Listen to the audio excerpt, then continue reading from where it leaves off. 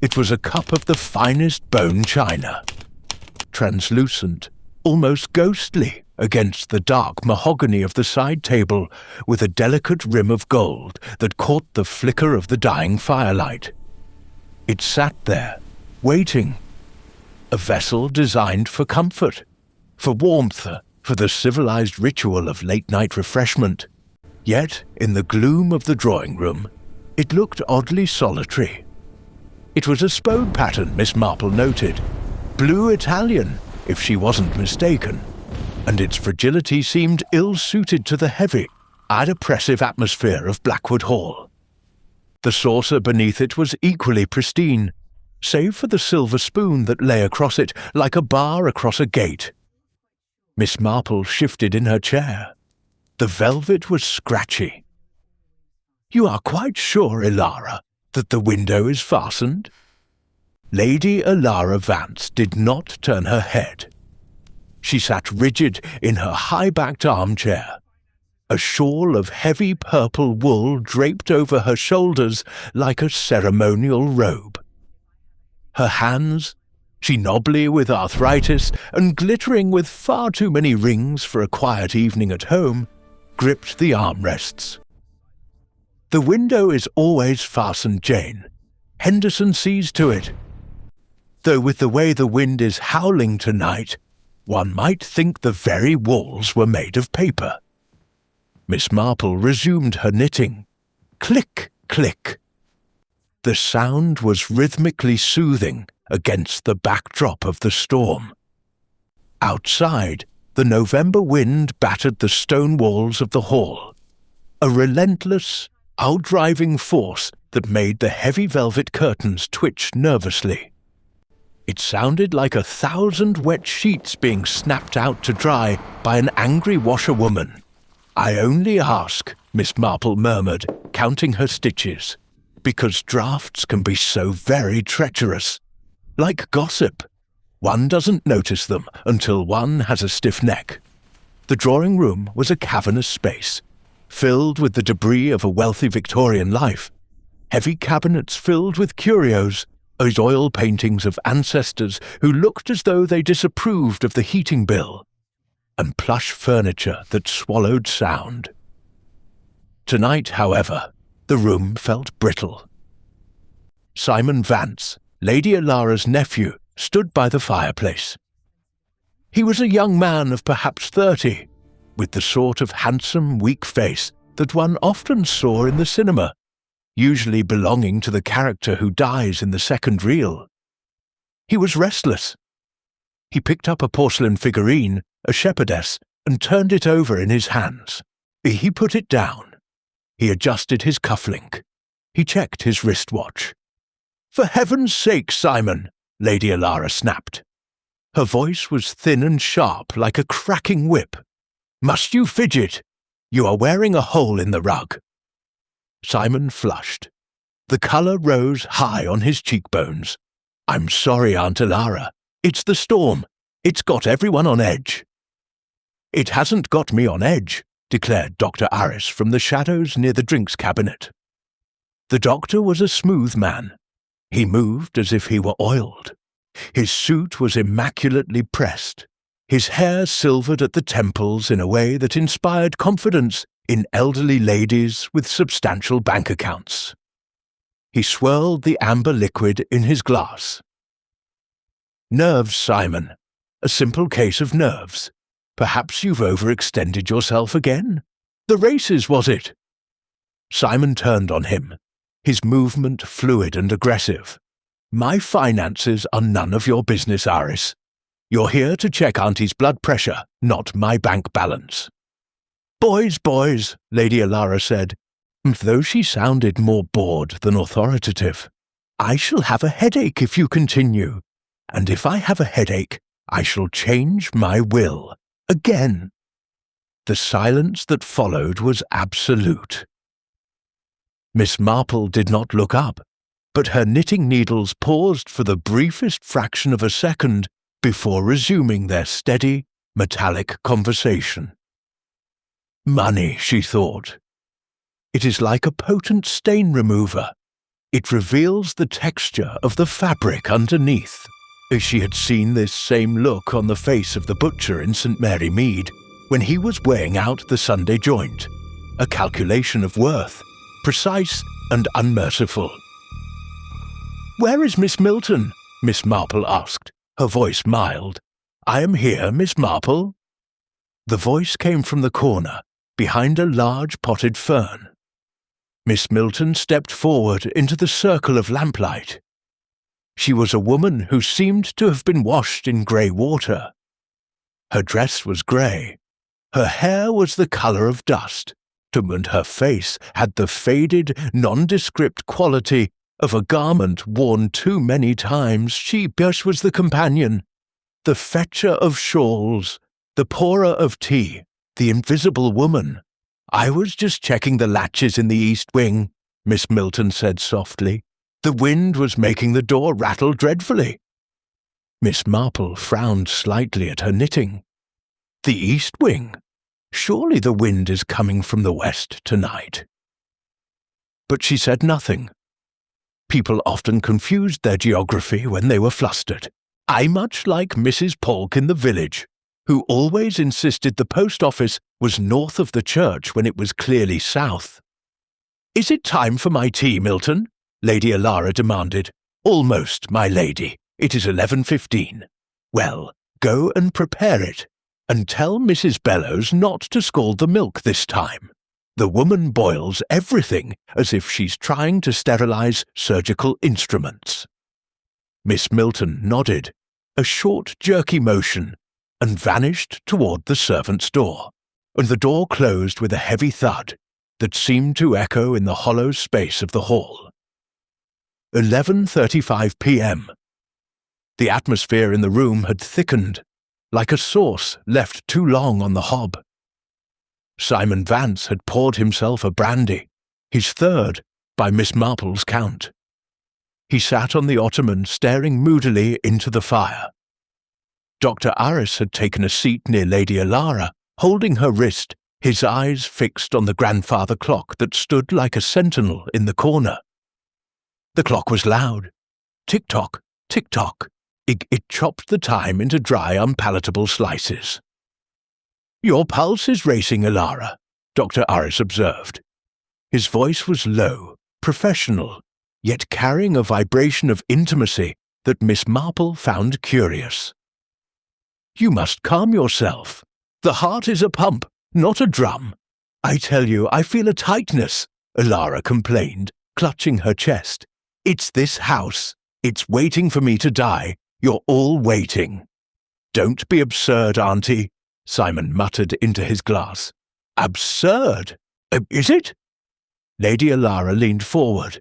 The firelight cast deep skeletal shadows across her face. "I know about your debts, Simon. £7,000 to a man in London. A man with a very unpleasant reputation." Simon's glass froze halfway to his mouth. "Who told you that? I have my sources. And you, Doctor? Do you think I don't know about your research, your experiments that require such expensive equipment?"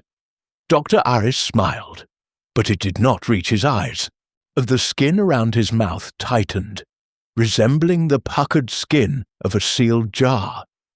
"Science is costly, Alara, but my devotion to your health is free." "Nothing is free," Lady Alara hissed, "except death." Miss Marple smoothed the pink wool on her lap. She reached into her knitting bag and withdrew a small silver object. She slipped it onto her finger. The thimble felt cool and reassuring against her skin.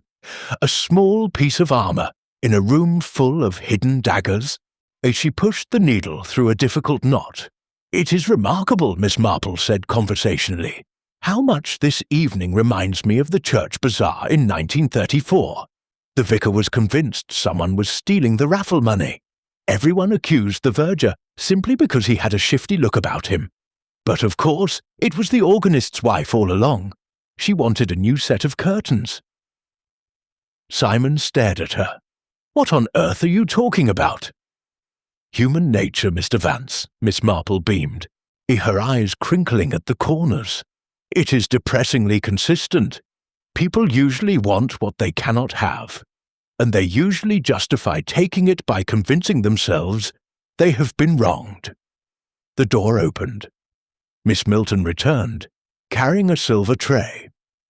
Upon the tray sat a steaming silver pot, a small jug of milk, and a small glass vial filled with a clear liquid. The smell of chamomile and valerian drifted into the room. Earthy, pungent, and slightly medicinal. "Your tea, my lady," Miss Milton whispered. She set the tray down on the low table beside the empty spode cup. Her hands, Miss Marple noticed, were red and slightly swollen, as if she had been scrubbing something in cold water. But as she lifted the teapot, her grip was firm. The stream of amber liquid poured perfectly into the delicate cup, rising to the gold rim without a single splash. Steady hands, Miss Marple noted, despite the storm, despite the tension. A woman used to service, a woman used to making herself small. "The drops, Aris," Lady Alara commanded. Dr. Aris stood up. He picked up the small glass vial. "3 drops tonight, Alara, to help you sleep through the storm." "Make it 4, she said. "I don't want to hear the wind." "4 might be potent," the doctor warned, uncorking the vial. "Do as I say." The doctor tipped the vial. 1, 2, 3, 4. The clear droplets hit the surface of the tea and vanished instantly. There was no swirl, no change in colour, and just a silent integration. Miss Milton stepped back, blending into the wallpaper once more. Simon watched the cup. Dr. Aris watched Lady Alara, and Miss Marple watched them all. 11:55 p.m. The rain had turned into a deluge. It hammered against the roof tiles with a violence that made conversation difficult. The wind whistled down the chimney, sending puffs of ash out onto the hearthrug. Lady Alara held the cup in her hands. She did not drink. She just held it, letting the warmth seep into her arthritic fingers. "Midnight," she murmured. "I always drink at midnight. It marks the end of one day's survival and the beginning of another." "A dramatic toast, Auntie," Simon drawled, though his leg was bouncing up and down uncontrollably. "Quiet, Simon." The grandfather clock in the corner gave a wheeze, a mechanical clearing of its throat, preparing to strike the hour. The gears ground together. Click. Whirr. "It is time," Lady Alara said, which she lifted the cup to her lips. Miss Marple watched the porcelain rise. The firelight caught the gold rim. The steam curled around Lady Alara's nose. The room held its breath. Even the wind seemed to pause for a heartbeat. The clock struck. Bong! The first chime vibrated through the floorboards. Bong! Lady Alara took a sip. Bong! "Bitter," she complained, lowering the cup slightly. "It tastes bitter tonight." "It's the valerian, Alara," Dr. Aris said softly. "Drink it down. Quickly now." Bong! As she raised it again, bong! And then it happened. Not a noise from inside the room, but a flash from without. A brilliant, jagged fork of lightning tore the sky apart, illuminating the garden in a stark, blinding white. The thunder followed instantly, a crash so loud it felt as though the roof had collapsed. And with the crash, the lights died. The lamps sizzled and went black. The fire was low, casting almost no light. The room was plunged into absolute suffocating darkness. "Oh, the fuse!" Simon's voice, high and panicked. "Stay where you are!" Dr. Aris barked. "I have a lighter." "I can't see," Lady Alara screamed. "Who is that? Who is moving?" Miss Marple sat perfectly still.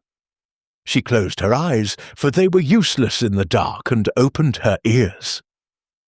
The auditory world expanded. She heard the frantic rustle of fabric, silk against wool.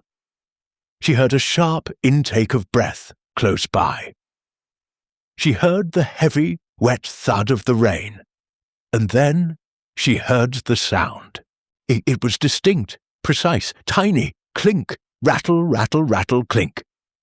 It was the sound of china meeting china. But it was not the sound of a cup falling. It was the sound of a cup being placed back onto a saucer, hurriedly, clumsily. A vibration of ceramic against ceramic like chattering teeth. "Elara!" Miss Milton's voice trembling. "Get the lights!" Simon shouted. A flame flickered. A gold lighter flared in Dr. Aris's hand, casting long, dancing shadows that stretched up the walls like grasping fingers. "The switch is by the door," the doctor commanded. "Simon, go!" Footsteps pounded on the rug. A fumble at the wall. Click. The electric chandelier overhead blazed into life, flooding the room with a harsh, unforgiving brilliance. Miss Marple blinked against the glare. "Auntie?" Simon turned from the door. Lady Elara Vance sat in her high-backed chair. Her head was tipped back against the velvet. Her mouth was slightly open, as if in surprise. Her eyes were wide, staring up at the crystal droplets of the chandelier, seeing nothing. She was dead, and on the small table beside her, the spode teacup sat perfectly centered on its saucer. It was not overturned. It was not broken. It sat there, innocent and composed. But Miss Marple's sharp eyes, magnified by her spectacles, saw what the others missed. A single tiny brown droplet of tea on the white tablecloth, just an inch from the saucer. And the spoon had been turned. "She's gone," Dr. Aris said, rushing to her side and feeling for a pulse that was not there. Her heart! The shock of the thunder! It was too much. Heart failure. Simon leaned against the wall, his face the colour of parchment.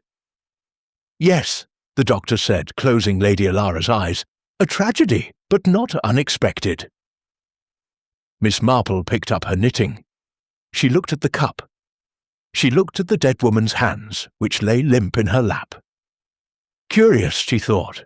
When one dies of a sudden spasm, the hands clutch, they spasm, they drop things.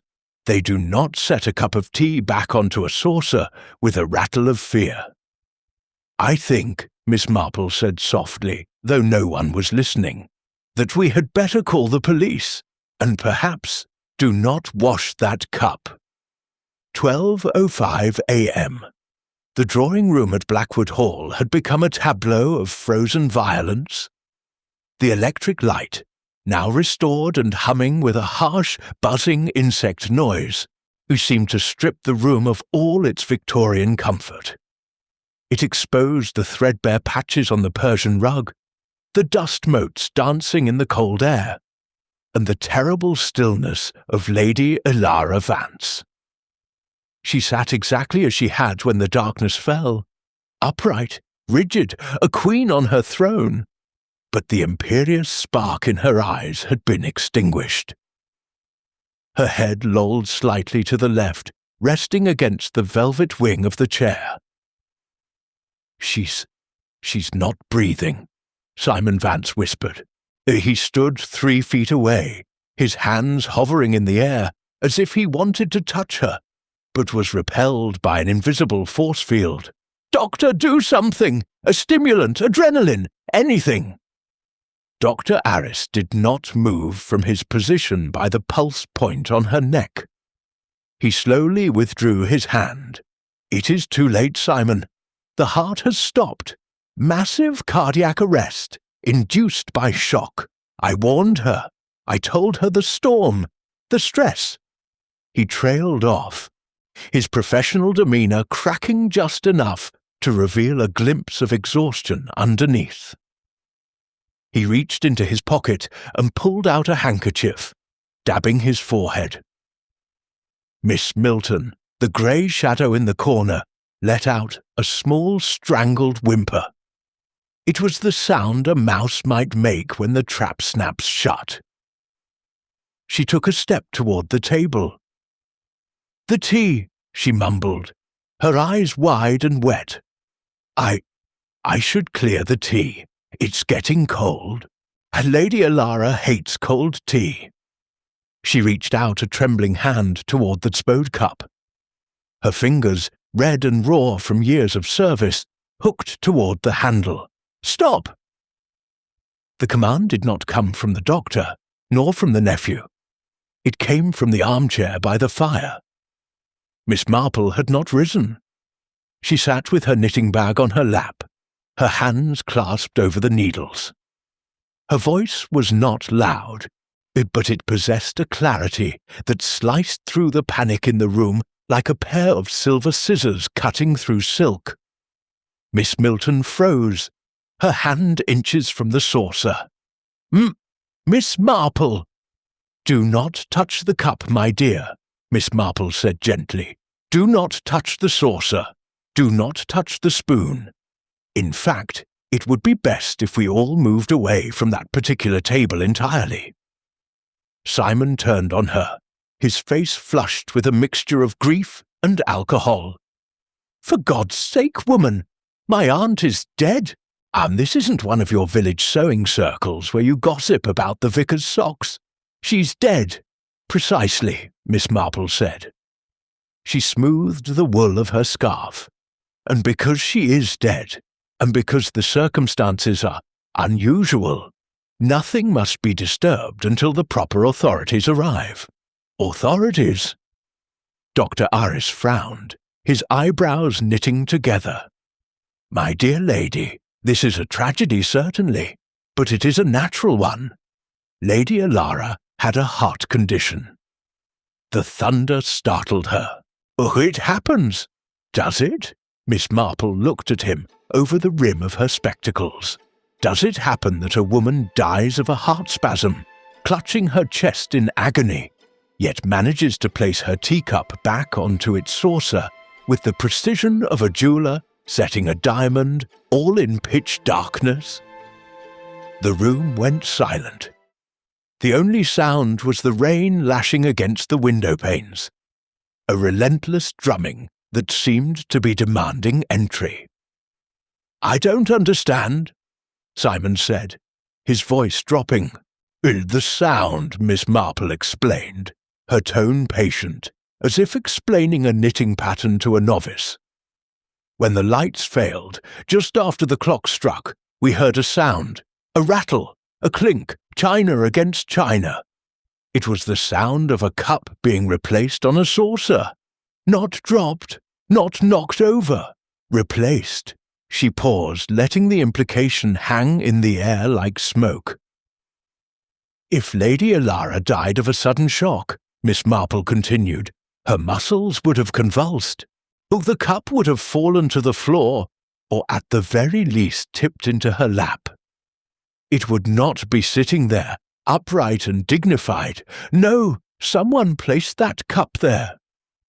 Someone who was standing close enough to her in the dark to reach the table." Dr. Aris stared at the cup. He looked at the dead woman. He looked at his own hands. "Are you suggesting," the doctor said slowly, "that one of us in the dark?" "I am suggesting nothing," Miss Marple said, picking up her knitting needles once more. "I am merely observing. And I think, Mr. Vance, you ought to telephone the police. Ask for Inspector Slack. I believe he is the station commander for this district now." 12:45 a.m. The wait was interminable. Simon had retreated to the sideboard and poured himself another brandy, a large one this time. He drank it in gulping swallows, his eyes darting around the room, landing on everyone and everything except the body of his aunt. "She was going to change the will," he muttered, almost to himself. Tomorrow. She said she was going to call the solicitor tomorrow." "You shouldn't speak of such things," Miss Milton whispered. She had retreated to a hard wooden chair by the door, sitting with her knees pressed together, her hands gripping a lace handkerchief as if it were a lifeline. "It's not right. Not with her sitting there." "Oh, shut up, Milton," Simon snapped. "You're thinking it too. You think I don't know? She promised you a cottage, didn't she? If you stayed with her until the end. Well, this is the end. You've got your cottage." Miss Milton flinched as if he had struck her. "I loved Lady Alara. She gave me a home." "She gave you a cage," Simon sneered. "That is enough," Dr. Arris interjected smoothly. He had regained some of his composure and was now pacing the length of the hearthrug. "Hysteria will solve nothing. We must remain calm." Miss Marple watched them all. She watched the way Simon's foot tapped a frantic rhythm against the floorboards. She watched the way Miss Milton's eyes kept flicking toward the tea tray, then away, then back again. And she watched the doctor. Dr. Arris was a man who prided himself on control. Yet Miss Marple noticed that he had buttoned his jacket wrong. The second button was in the third hole. A small detail, a triviality. But Dr. Arris was not a man for trivial errors. "Doctor," Miss Marple said softly, "you administered the drops, the sleeping draught." "Yes," he said, stopping his pace. "Valerian and a mild sedative, perfectly harmless. And you counted 4 drops? Lady Alara insisted on 4. It was within the safety margin, just. I see." Miss Marple nodded. "And the bottle, where is it now?" Dr. Arris patted his pocket. "I have it here. Why?" "Curiosity," she said. "I have always been fascinated by the precise measurements required in medicine. A grain too much, a drop too little. It is like baking a sponge cake. The difference between a triumph and a disaster is often no more than a thimble of baking powder or a pinch of salt." The doctor narrowed his eyes. "This was not a cake, Miss Marple, and I assure you, I did not make a mistake." "I am sure you didn't," she replied pleasantly. But someone did, she thought. Someone made a mistake. Not with the drops, perhaps, but with the cup. She looked at the table again. The sugar bowl, the milk jug, the silver tongs. Her needles paused. The sugar tongs. When Miss Milton had brought the tray in, the tongs had been lying across the rim of the sugar bowl, their claws pointing toward the window. Now, in the harsh electric light, they were lying on the tablecloth, their claws pointing toward the fire. Someone moved the tongs, Miss Marple thought. In the dark, or before? No, it must have been in the dark. A hand sweeping across the table, searching for something else, searching for the cup. The wind howled outside, a mournful, tearing sound. It reminded Miss Marple of the night Mrs. Prothero had come to the vicarage, weeping about her husband. The same relentless driving rain that washed away footprints, but could never quite wash away the truth 1:30 a.m. The arrival of the police was a noisy affair. The front doors of Blackwood Hall banged open, admitting a gust of wet leaves and the heavy tread of official boots. Inspector Slack entered the drawing-room, looking like a man who has been dragged from a warm bed into a cold hell and intends to make everyone else pay for it. He was a large man with a red face and a raincoat that dripped water onto the parquet floor. "Right," Slack barked, shaking his hat. "What's all of this, then? Dr. Arris called it in. Heart failure, he said. So why am I here? I've got a tree down on the Majestic Road and a flooded cellar at the post office. I don't have time for holding hands." He spotted Miss Marple. His face fell. "Oh," he groaned, "you. Good evening, Inspector," Miss Marple beamed. "Or rather, good morning. I am so glad you could come. It is, I'm afraid, a rather delicate matter." "It's a heart attack," Slack said, marching over to the body. He looked at Lady Alara, touched her neck perfunctorily, and nodded. Clear as day. Look at her face. Classic shock. It is the cup, Inspector, Miss Marple said. The what? The teacup. Slack sighed. He turned to Dr. Aris. Is she always like this? I remember her from that business at the vicarage. Always counting laundry and staring at birdseed. The lady has theories, Dr. Aris said diplomatically. Inspector, please, Miss Marple said, her voice hardening slightly. I must insist you listen. When the lights went out, Lady Alara was alive. When they came on, she was dead. In the interim, there was a sound. She took a breath. This was the moment, and the explanation had to be precise. It is a physiological impossibility for a woman in the throes of a fatal cardiac event, caused by the terrifying shock of a thunderclap, to have the presence of mind, the steadiness of hand, and the sheer physical dexterity to locate a saucer in pitch blackness and place a delicate bone china cup back upon it without spilling a drop, creating that distinct rattling sound we all heard.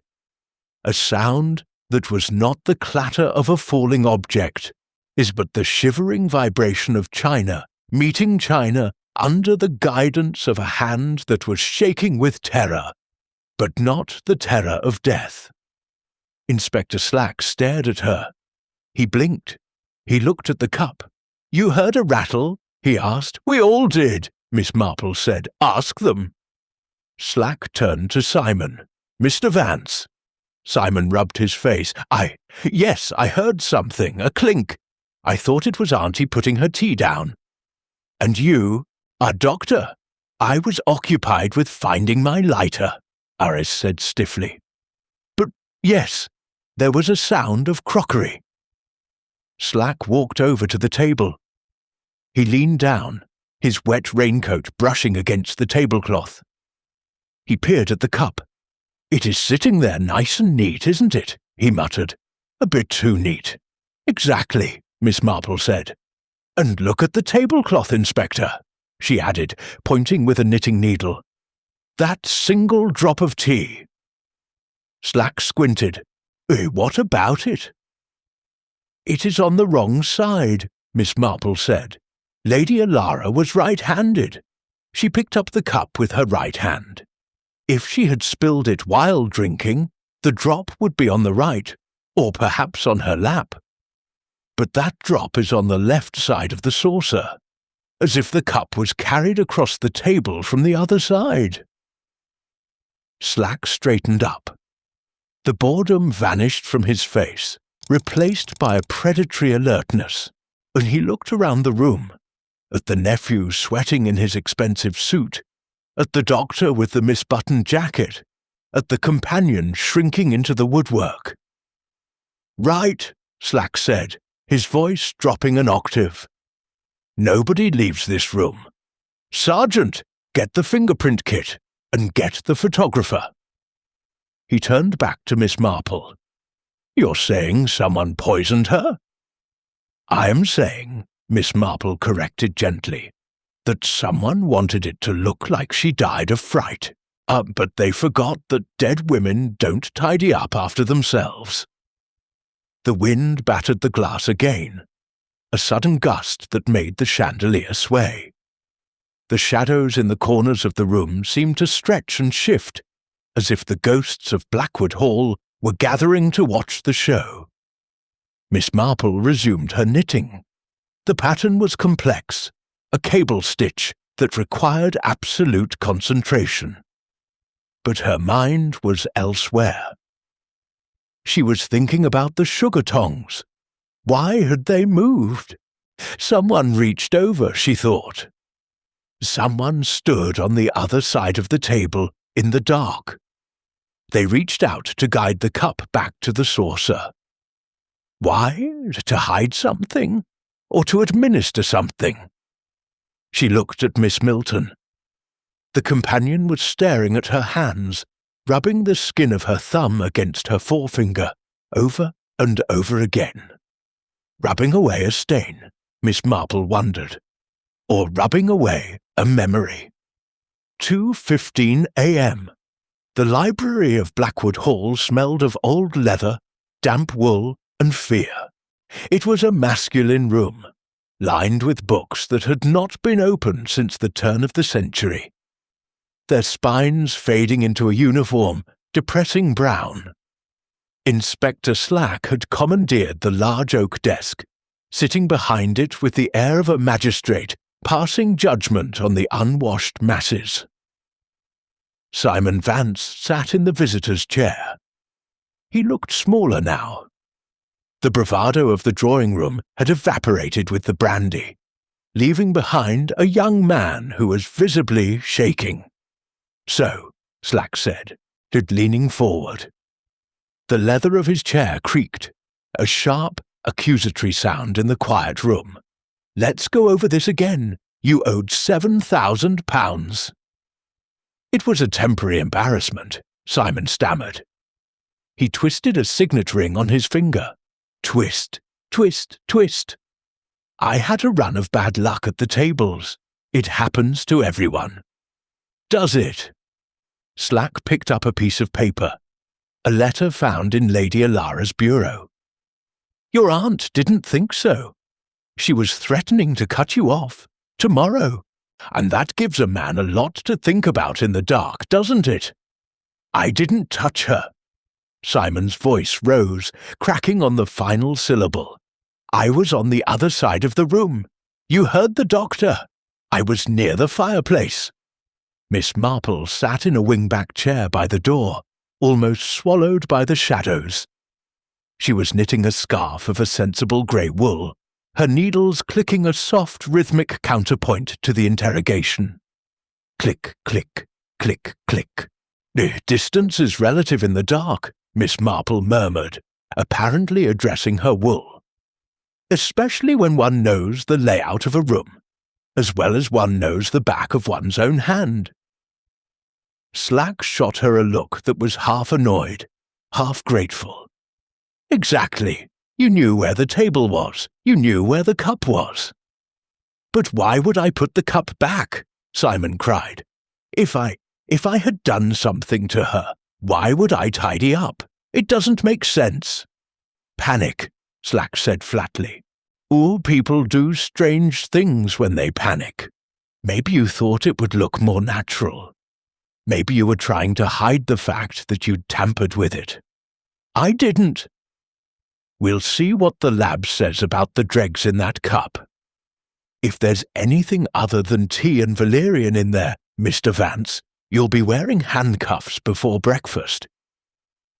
Simon buried his face in his hands. The sound of the rain against the library windows had changed. It was no longer a battering ram, but a steady, relentless weeping, drip, drip, drip. Miss Marple paused her knitting. She was thinking of the butcher's boy in St. Mary Mead, young Albert. He had stolen a string of sausages once, and when confronted, he had carefully arranged the remaining sausages in the window to hide the gap. It is a human instinct, she thought, to cover the void, to make things look whole when they are broken. "Inspector," Miss Marple said, "might I ask Mr. Vance a question?" Slack waved a hand magnanimously. "Oh, go ahead. Mr. Vance," she said, her blue eyes sharp and clear. "When the lights went out, did you move toward the door or toward the window?" Simon looked up, his eyes red-rimmed. "The door. I went for the switch. The doctor told me to." "And did you bump into anything?" "No, I know the room." "And yet," Miss Marple said softly, "the sugar tongs were moved. They were on the left side of the bowl. Now they are on the right. Someone brushed past that table. Someone who was not you. Perhaps." Simon frowned. I don't know.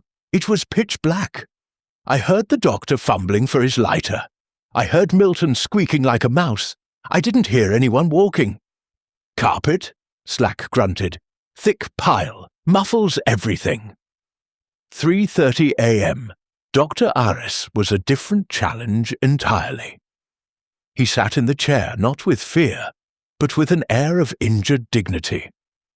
He had buttoned his jacket correctly now, Miss Marple noted. He had reassembled his facade. "I have practiced medicine for 30 years. Inspector," Aris said, his voice smooth as polished stone, "I do not make mistakes with dosage, and I certainly do not murder my patients." "Nobody said murder, Doctor," Slack said, laying a trap. "We're just investigating a suspicious death." "It is only suspicious because of that woman." Aris jerked his head toward Miss Marple. "She sees shadows where there are none. Lady Alara had a weak heart. The storm killed her." "And the cup?" Slack asked. "Oh, the trembling cup." "A muscle spasm," Oris dismissed. "A final neurological misfire. The hand jerks, the cup rattles. It is rare, but possible." "Is it?" Miss Marple's voice cut in. "I recall Mrs. Bantry's gardener, old Mr. Gudgeon. He had a seizure in the potting shed. He knocked over 3 rows of clay pots. He did not, however, neatly stack them before collapsing." Aris glared at her. "This is not a potting shed, madam." "No," she agreed. It is a place of betrayal." She reached into her bag and pulled out a small measuring tape. She unrolled it, the yellow fabric snapping quietly. "Doctor, you said you administered 4 drops." "Yes, from a standard dropper." "Yes, and you were standing where?" "By the tray, obviously." "So you were close enough to touch the cup," Slack said. "I poured the drops into the cup. Then I stepped back.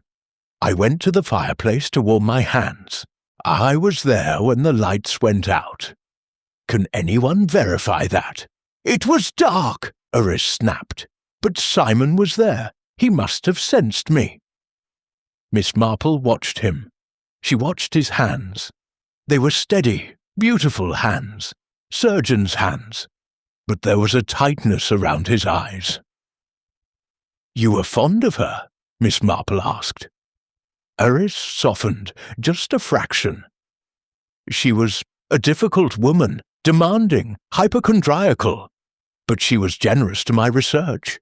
She understood the importance of my work. And her will?" Slack asked. "Was she leaving anything to your research?" Aris hesitated. The silence stretched, filled only by the ticking of the grandfather clock in the hall. Tick, tock, tick, tock.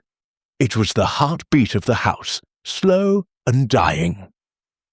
"She had promised," Aris said carefully, "a substantial grant for the hospital. It was to be finalized this week." "So if she changed her will tomorrow," Slack said, "you'd lose that grant." "She wasn't going to change that part," Aris insisted. "She was angry with Simon, not me." "Are you sure?" Miss Marple asked. "She seemed to think you were waiting for her to die. She said it quite clearly." Aris turned his cold gaze on her. "She was in pain. People say things they don't mean." "Perhaps," Miss Marple said, "but money creates its own language, doesn't it? And sometimes that language is silence." She began to pack away her knitting, and she needed to see the room again. She needed to see the table. There was a pattern here, a pattern of movement in the dark that she couldn't quite see yet. It was like a stitch she had dropped 3 rows back. She knew it was there, ruining the symmetry, but she couldn't find the loop. "You may go, Doctor," Slack said, "but don't leave the house." Aris stood up, smoothed his jacket, and walked out. The door clicked shut. "He's lying," Slack said. He needs that money." "They all need the money," Miss Marple said. "That is the tragedy of it. But need does not always equal capability. The doctor is a man of precision. If he had killed her, he would have done it with a needle, not a cup of tea in the dark. He had not even a thimble of uncertainty in his voice when he spoke of the dosage, and men who commit murder with poison are usually far more anxious about the mechanics of the act. Slack looked at her. "Oh, you think he's innocent?" "I think," she said, "that he is arrogant, and arrogance can be just as blinding as darkness." 4:45 a.m.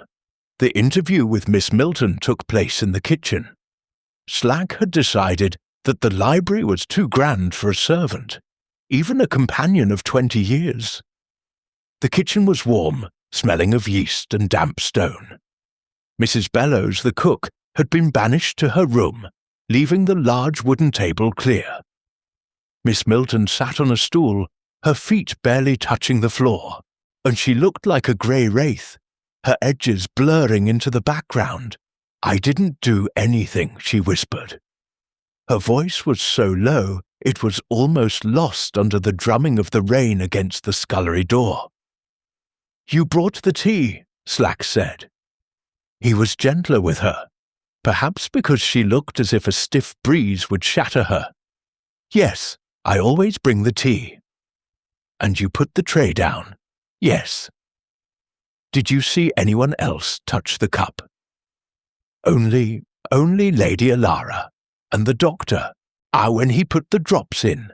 And Simon. Mr. Simon was by the fire. He was very upset." Miss Marple sat by the stove, warming her hands. She watched Miss Milton closely. She watched the way the woman's eyes darted to the door every time a board creaked. "You have been with Lady Alara a long time," Miss Marple said. 22 years, miss." "That is a lifetime." "It was my life. I had nowhere else." "And now?" Slack asked. "What happens to you now?" Miss Milton looked down at her hands. Lady Alara. She said she would leave me a cottage, the gardener's cottage, and a small annuity, so I wouldn't have to work." "A motive," Slack muttered to himself. "Freedom. I didn't kill her." Miss Milton's head snapped up. Her eyes were suddenly fierce, shocking in her plain face. "I would never hurt her. She was difficult, yes. She was cruel sometimes, but she was all I had." "Did you love her?" Miss Marple asked. The question hung in the warm, yeasty air. I served her," Miss Milton said. "It is the same thing, isn't it?" "Not always," Miss Marple said softly.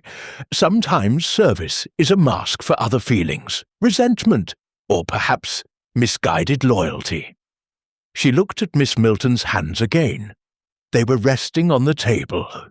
They were still. "Miss Milton," Miss Marple said, "would you be so kind as to pour me a glass of water? I find the air in here quite dry." Miss Milton hesitated, then stood up. She went to the sink, but she took a glass from the drainer. She turned the tap. The water rushed out. Whoosh! She filled the glass. She turned off the tap. She turned around and walked toward Miss Marple. And then Miss Marple saw it. As Miss Milton approached, carrying the glass, her hand began to shake. It was a fine, rapid tremor. The water in the glass rippled. "Tremble, tremble." She set the glass down on the table. Clink, it was the same sound, and the exact same vibration of glass against wood that they had heard of china against china. Miss Marple did not drink the water. She looked at Miss Milton, who was now clutching her hands together to stop them shaking. "You are afraid," Miss Marple said. "It's the police," Miss Milton gasped. I've never been in trouble." "It is not the police," Miss Marple said. "It is the dark. You are afraid of the dark, aren't you, my dear?" Yes, always." "So when the lights went out," Miss Marple said, her voice dropping to a whisper that forced Slack to lean in, "you must have been terrified, petrified, frozen in place." I didn't move." And yet, Miss Marple said, someone moved. Someone who knew the dark well enough to navigate it, or someone who was driven by a desperation that overrode fear. She stood up. The pieces were falling into place. The moved sugar tongs, the drop of tea on the left, oh, the trembling hand that was steady when sewing, but shook when carrying a burden. "Inspector," Miss Marple said, "I believe we need to examine the drawing room again. Specifically, I need to see the floor near the table." "The floor?" Slack asked. "Yes, it is truly remarkable how much one can deduce from the simple, seemingly chaotic nature of a dropped stitch, or a misplaced footstep, or indeed the pattern of dust on a rug that has been disturbed by a shoe that had no business being there. For it is in these microscopic deviations from the expected order that the truth invariably hides itself, waiting for a patient eye to find it." Slack blinked at the sudden deluge of words. "Right, the floor, let's go." As they left the kitchen, Miss Marple looked back. Miss Milton was sitting on the stool, staring at the glass of water. The surface was still rippling, vibrating with the aftershocks of her fear. She is not the killer, Miss Marple thought, or at least not the one who planned it. Her fear is too genuine. It is the fear of a witness, not a perpetrator. But who is she protecting? The answer, Miss Marple suspected, lay in the direction of her gaze. Miss Milton wasn't looking at the door. She was looking at the ceiling, toward the room where Simon Vance was sleeping.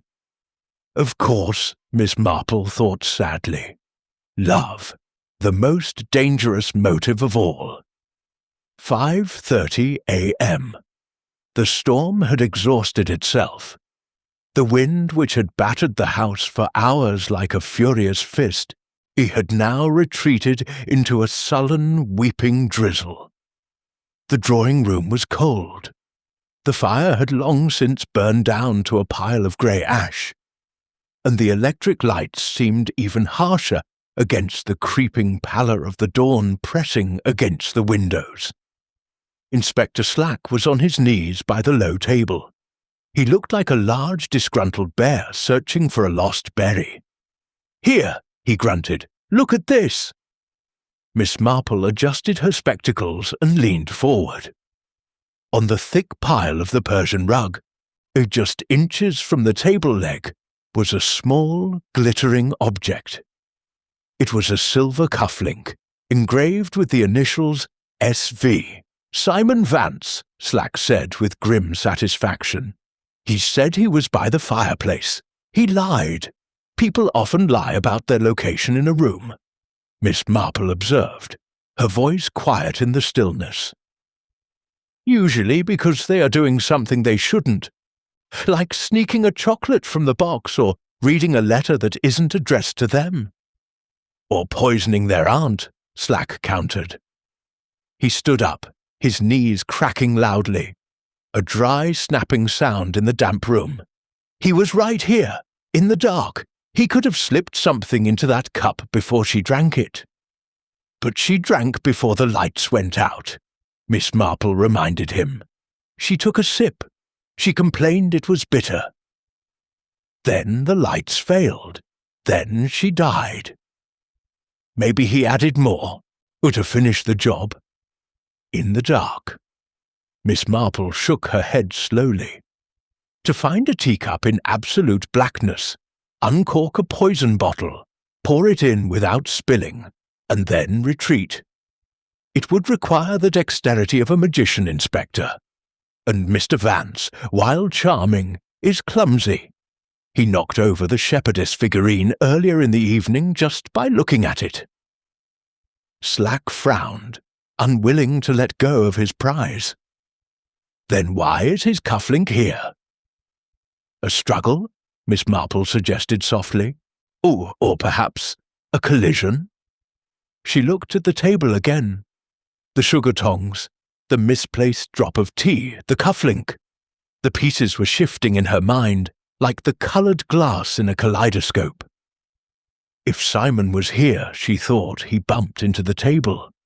That explains the cufflink. But if he bumped the table, the cup would have rattled then. We heard the rattle later. After the silence. "I need to speak to him," Slack declared. "Now!" 6:45 a.m. The morning light was merciless. It revealed the dark circles under Simon Vance's eyes, the stubble on his chin, and the fraying cuffs of his shirt, details that the dim lamps of the evening had kindly obscured. He sat in the library again, slumped in the chair, a man whose foundations had crumbled. "I didn't kill her," Simon cried, his voice hoarse. "I swear it." Slack placed the silver cufflink on the desk. It made a sharp click. "Explain this." Simon stared at the silver oval. His face went the colour of old porridge. I dropped it." "When?" "In the dark, when the lights went out." "So you were by the table." Slack leaned in, his shadow falling over the younger man. "You lied to me. You said you were by the door." "I was trying to get to her," Simon burst out. "When she screamed, when she said she couldn't see, I ran toward her. I bumped into the table. I heard something fall. My cufflink, I suppose. I panicked. I thought I'd knocked the tea over. I reached out to steady it. And I felt, nothing." Simon shivered. "I couldn't find the cup. My hand just swept through empty air. Then the lights came on, and she was dead." Miss Marple, knitting in her corner, stopped. Her needles froze mid-stitch. He couldn't find the cup. "Repeat that, please, Mr. Vance," she said sharply. Simon looked at her, startled. "I reached out. Where the cup should have been, it wasn't there." "But when the lights came on," Miss Marple said, "the cup was there, perfectly placed on the saucer." "I know, and that's why I didn't say anything. I thought I was going mad. I thought maybe I imagined it." "Or maybe," Slack sneered, "you had the cup in your hand. You put the poison in, put it back, and now you're making up a story about ghost cups." "No, Mr. Vance," Miss Marple asked, "did you hear the rattle before or after you bumped the table?" Simon frowned, concentrating. The rain tapped against the glass. Tap, tap, tap, like a finger asking for admittance. "After," he said slowly. "I bumped the table. I reached out. Nothing. I backed away. Then I heard the rattle, the clink-clink, and then the lights came on." Miss Marple let out a long, slow breath. The pattern was complete. The cup was not on the saucer when Simon reached for it. Therefore, someone was holding it. In the dark. Who holds a cup of tea in the dark while a woman is dying? Only two people. The woman herself, or the person who killed her. 7:30 a.m. "He's guilty," Slack said. "Is pouring himself a mug of coffee from a thermos he'd brought from the station. He admits he was there. He admits he lied. Motive, opportunity, presence at the scene. I'll charge him within the hour." "You are moving too fast, Inspector," Miss Marple said. She was staring out the window at the sodden garden. The rhododendrons were drooping under the weight of the water. "Fast! I've got a confession of presence." "You have a confession of proximity, not of action. Mr. Vance is a gambler, yes. He is desperate, yes, but he is not a cold-blooded killer. He panicked because he thought he had knocked the tea over. That is the reaction of a clumsy nephew, not a murderer." "Then who?" Slack demanded. "The doctor? He was by the fire." "The doctor is precise," Miss Marple murmured. "He would never have let the cup rattle. He would have placed it silently. He has surgeon's hands." "Then we're back to the ghost." "No." Miss Marple turned from the window. Her eyes were very blue and very cold. We are back to the tremble, the rattle, the vibration of fear. She walked to the sideboard. There was a decanter of brandy there. She poured a tiny amount into a glass, barely a sip. Just a thimbleful, she whispered to herself. She held the glass up. Her hand was steady, rock steady. Inspector, when Miss Milton poured me water in the kitchen, her hand shook, do you remember? She was scared. Yes, she was scared. But the rattle? It was the same sound, the exact same frequency. China against china, glass against wood. So, Miss Marple said, we have assumed that the rattle we heard in the dark was the sound of the cup being put down. But what if it wasn't? What if it was the sound of the cup being held against the saucer by a hand that was shaking uncontrollably? She looked at Slack. The cup was lifted. Simon reached for it and found air. That means the cup was in the air. Someone was holding it. And then when the lights were about to come on, that person tried to put it back. But they were shaking so much, not from the shock of the thunder, but from the terror of what they had just done, that they couldn't lower it silently. Miss Milton, Slack scoffed. She's a mouse. She worshipped the ground that woman walked on. Did she? Miss Marple asked. Or did she worship the man who walked on that ground? She picked up her knitting bag. I believe, Inspector, it is time we spoke to Miss Milton again. But this time, we must not ask her about the tea. We must ask her about the future she thought she was going to have. 8:15 a.m. They found Miss Milton in the morning room. She was polishing silver. It was a rhythmic, hypnotic sound. Rub, rub, rub, the friction of cloth against metal. She did not look up when they entered. Miss Milton, Slack said. She jumped. The silver teapot in her hands clattered onto the table. Clang! I didn't hear you come in, she stammered. Leave it. I'm Miss Milton, Miss Marple said gently. She walked over and sat down opposite the companion. You have been polishing things for a long time, haven't you? Smoothing away the tarnish, making things look bright and clean when underneath, the metal is old and worn. Miss Milton stared at her. I don't know what you mean. I think you do. I think you know exactly what it feels like to hold something precious in your hands and feel it slipping away. Miss Marple leaned forward. Simon Vance is going to be arrested, she lied calmly. The inspector has found his cufflink by the table. He believes Simon poisoned the tea. Miss Milton's face went white. Not the pale grey of before, but a stark paper white. Her mouth opened, but no sound came out. He will go to prison, Miss Marple continued, her voice relentless. He will be hanged. And you, Miss Milton, you will have your cottage, you will have your annuity, you will be free. No, Miss Milton whispered. Yes, that was the plan, wasn't it? Lady Alara dies. You get the cottage, Simon gets the inheritance, everyone gets what they want. I never wanted. But you did, Miss Marple said. You wanted him. It was a guess, a shot in the dark, but it landed with the force of a physical blow. Miss Milton flinched. Her eyes filled with tears. He never looked at me, she cried softly. He never even saw me. I was just furniture, but I saw him. I saw how she treated him, how she humiliated him. She was going to cut him off. She told me. She laughed about it.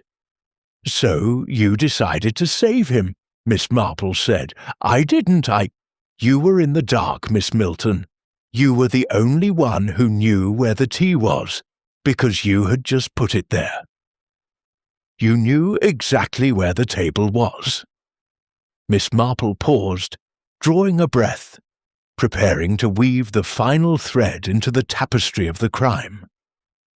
It is a terrible thing to be invisible, Miss Milton.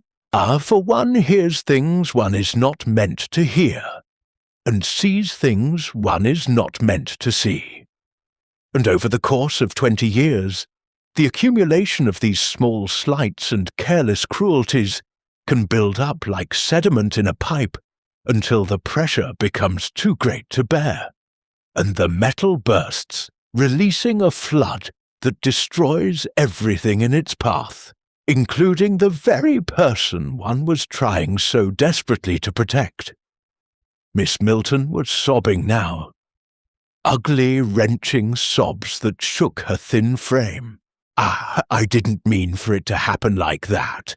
The lights went out, and I just wanted to help him. Help him? Slack asked. By killing his aunt? No! Miss Milton looked up, her face streaked with tears and silver polish.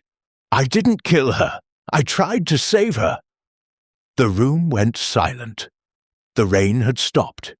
The only sound was the heavy breathing of the companion. Save her? Miss Marple asked, her voice sharp. Explain yourself. The tea, Miss Milton gasped. The doctor. I saw him before the lights went out. I saw his face in the mirror. He didn't just put drops in. He put something else. A powder. From his other pocket. I saw it. Slack looked at Miss Marple. Miss Marple looked at Miss Milton. So when the lights went out, Miss Marple said slowly, the realization dawning, you didn't put poison in. You took the cup away. Yes, I grabbed it. I was going to pour it out. I was going to throw it in the plant pot. But then Simon bumped into me, and I got scared. I thought he would catch me. I thought he would think I was doing something bad. So I put it back. You put it back, Miss Marple repeated. My hand was shaking so much, Miss Milton wept. It rattled. I couldn't help it. I put it back on the saucer. And then the lights came on, and she was dead. But if you took the cup away, Slack said, confused, and she hadn't drunk the poisoned part yet, why did she die? Miss Marple closed her eyes. The tragedy was complete. Because, Inspector, she said softly, Lady Alara really did have a weak heart. The shock of the thunder, the darkness, and perhaps the feeling of someone snatching the cup from her hand in the pitch black, it terrified her to death. Then who is the murderer? Slack asked. There are two, Miss Marple said, opening her eyes. The man who tried to poison her, and the woman who frightened her to death while trying to save her. But only one of them intended for her to die. She stood up. We must find the doctor, and we must check the dregs of that tea. I suspect you will find arsenic, Inspector. A very large dose. 9 a.m. The drawing-room had been transformed from a place of comfort into a courtroom. The heavy velvet curtains were pulled back, allowing the grey, unromantic light of the morning to flood the space, exposing every speck of dust and every line of worry on the faces of those assembled. Inspector Slack stood by the fireplace, warming his backside against the faint heat of the freshly laid coals. He looked pleased with himself, a bulldog who had finally been thrown a bone. Right, Slack announced, his voice booming in the quiet room. We have the lab report. The dregs in that cup contained enough arsenic to kill a horse, let alone an elderly woman with a heart condition. He paused for effect, his eyes sweeping over the small group. Simon Vance, looking haggard and old. Miss Milton, her face swollen from weeping. Dr. Aris, who stood by the window, his back stiff, gazing out at the rain-soaked lawn as if he were watching a cricket match that had been rained off. Arsenic, Slack repeated. Nasty stuff. Burns the stomach. Not a pleasant way to go. I did not give it to her. Miss Milton sobbed into her handkerchief. "I told you! I tried to take it away." "We know," Miss Marple said gently from her chair. She was winding a ball of yarn, her hands moving with a soothing, hypnotic rhythm. "Ah, and that is why you're not wearing handcuffs, my dear. Your intent was to save, even if the result was unfortunate." Simon Vance looked at the companion with new eyes. He seemed to be seeing her for the first time, not as a piece of furniture, but as a human being who had risked everything for him. "You tried to stop it?" Simon asked, his voice thick. "For me?" Miss Milton nodded, unable to speak. "But someone put it there," Slack said, turning his gaze toward the window.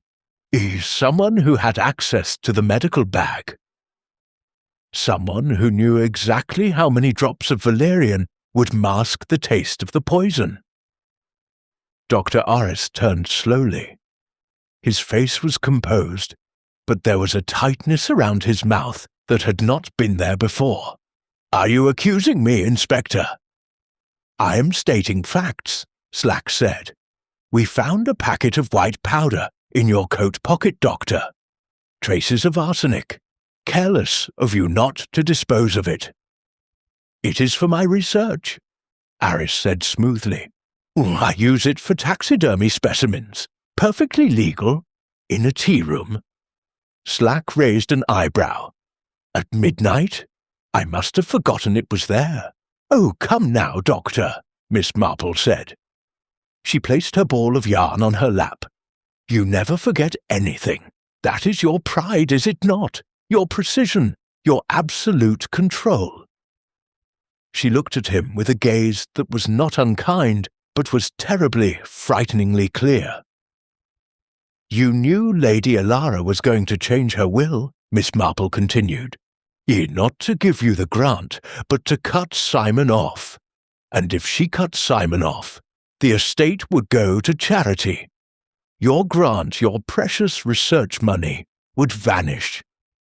You needed her to die while the old will was still valid. While she was still angry with Simon, but before she could act on it." Uris laughed. It was a dry, brittle sound. "This is a fantasy. A senile fantasy from an old woman who knits too much." "Is it?" Miss Marple asked. Then explain the mirror." "The what?" "The mirror over the sideboard," Miss Marple said. "Miss Milton saw you. She saw you at the powder. You thought you were shielded by your body, but you forgot the angle of reflection. Just like Mrs. Polk in the village, who thought she could hide her new hat from her husband by putting it in the pantry, forgetting the glass door." Uris's eyes flickered toward Miss Milton. For a second, the mask slipped. The smooth, professional doctor vanished, is replaced by a man who looked at the companion with pure, unadulterated hatred. "She is lying," Uris spat. "She is in love with the boy. She would say anything to protect him." "Perhaps," Miss Marple agreed, "but she would not invent a detail she could not possibly know. She said you used your left hand to take the powder from your right pocket. A very specific awkwardness, Doctor. One born of trying to be discreet." Uris went silent. The clock on the mantelpiece ticked loudly. Tick-tock, oh tick-tock, time was running out. 9:45 a.m. "The mechanics of the tragedy are quite clear now," Miss Marple said, addressing the room as if she were giving a lecture on the proper way to prune roses. "Dr. Arris poisoned the tea. He did so with calculation and arrogance. He expected Lady Alara to drink it, die in her sleep, and he, being the attending physician, would sign the death certificate. Heart failure, no questions asked." She paused, looking at the cup that still sat on the table, now tagged as evidence. But fate intervened, the storm, the thunder, and Miss Milton. Miss Marple turned to the companion. You saw him. You were terrified. But you loved Simon too much to let him be disinherited, and you loved Lady Alara enough, despite everything, not to want her murdered.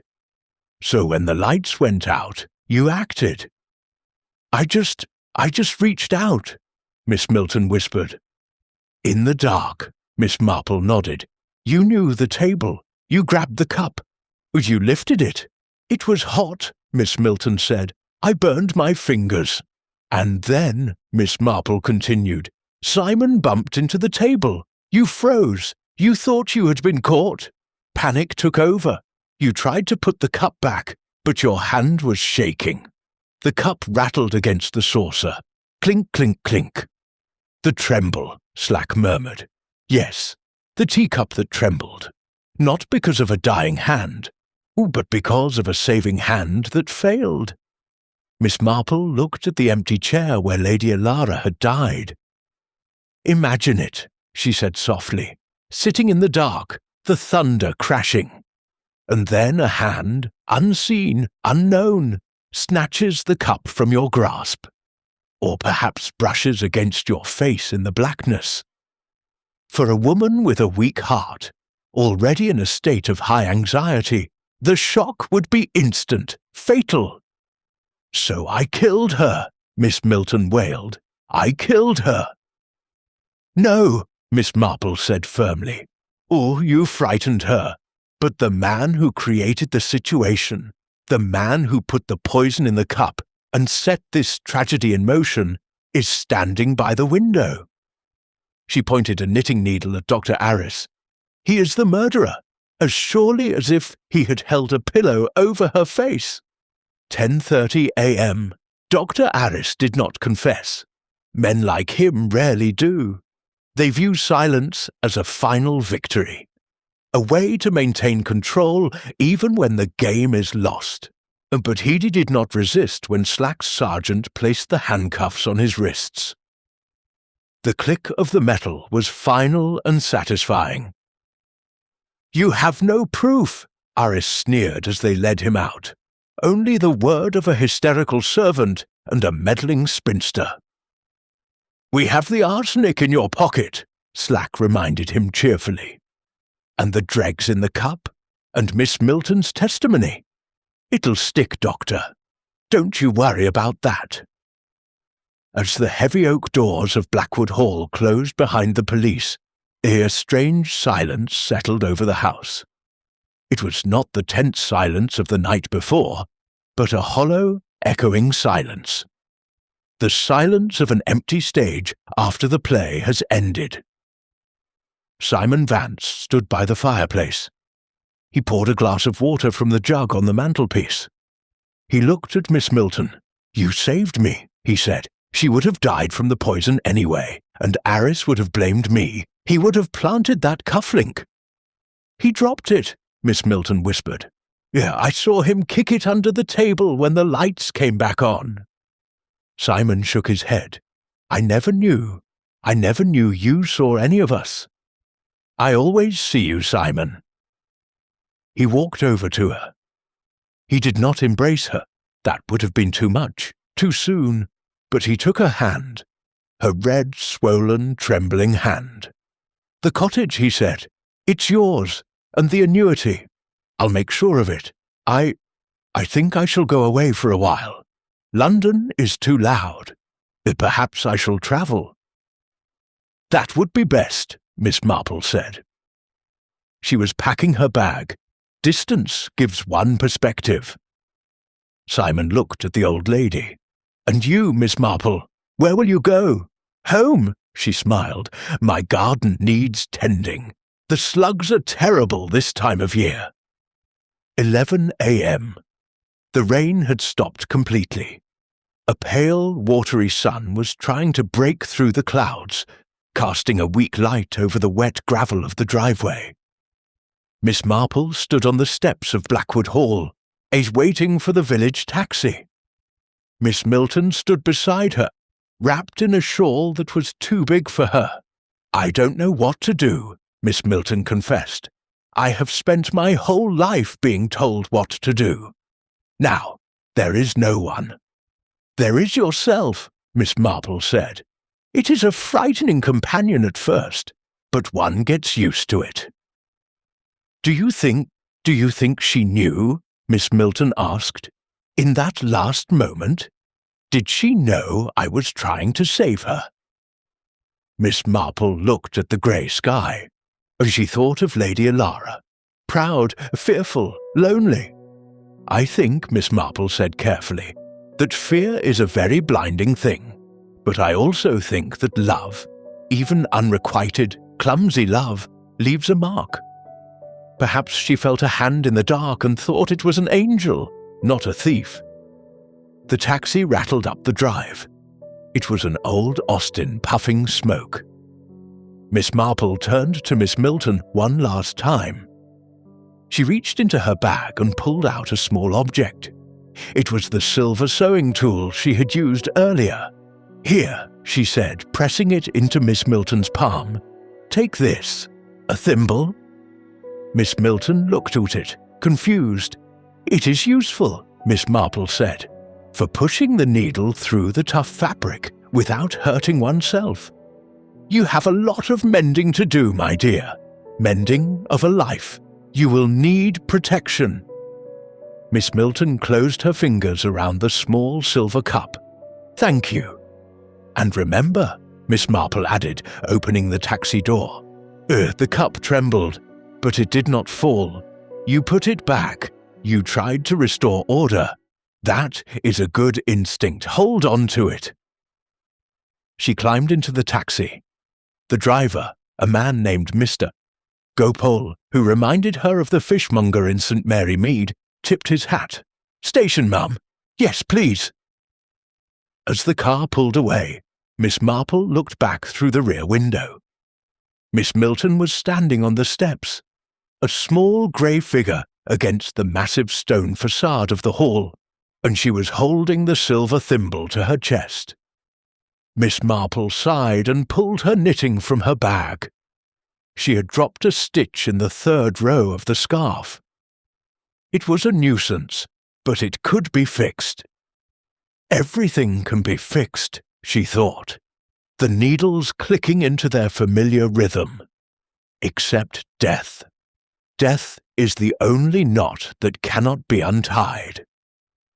The taxi turned the corner, and Blackwood Hall disappeared from view, leaving its secrets to the ghosts and the silence. End of story.